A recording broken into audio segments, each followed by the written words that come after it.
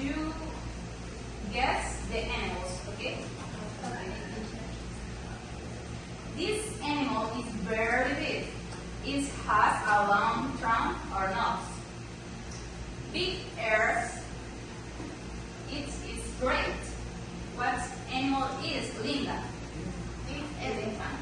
It's a very big animal and that is afraid of mice.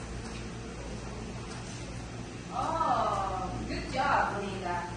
Next, this animal lives in the ocean. It is very intelligent. It can swim, but it is very friendly.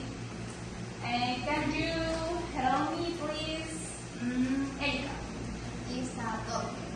Dolphin is my favorite animal because it swims fast. Oh, great.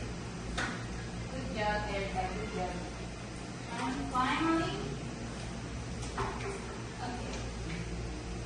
The other animals is this animal is yellow and black. This is a striped. This is a very fast. It is a meat. It's more than